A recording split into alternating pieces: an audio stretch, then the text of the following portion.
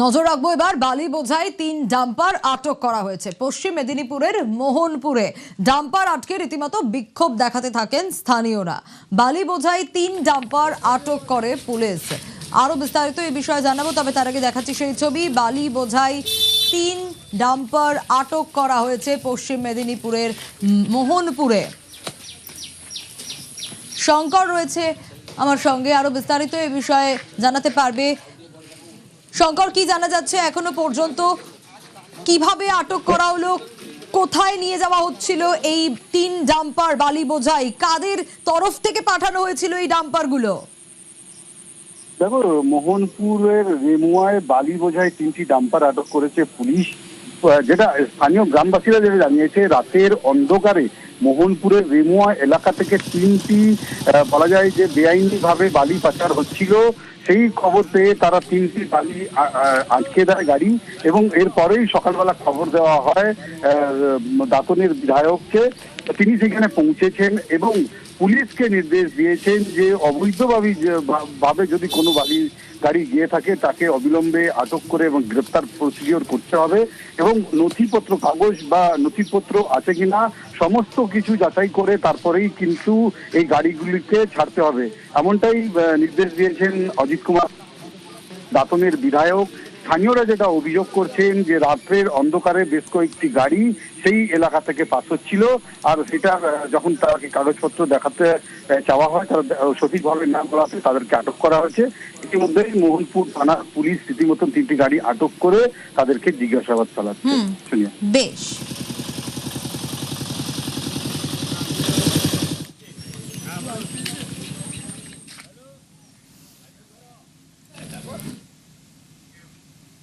ছবি দেখাবো একটা, দার্জিলিং সদর হাসপাতাল। রাতের পাহাড়, একেবারে রাতের পাহাড় মানেই আমরা জানি চারিদিক শুনশান, রোগীরাও ঘুমাচ্ছেন। তারই মধ্যে হঠাৎ এক আঁতকে ওঠা দৃশ্য দেখা গেল। হাসপাতাল চত্বরে চিতাবাঘ ঘুরছে। হ্যাঁ, আর সিসি ক্যামেরা ফুটেজে সেই ছবি ধরা পড়েছে। দেখুন, দেখাচ্ছি সেই ছবি। হাসপাতালে চিতাবাঘ।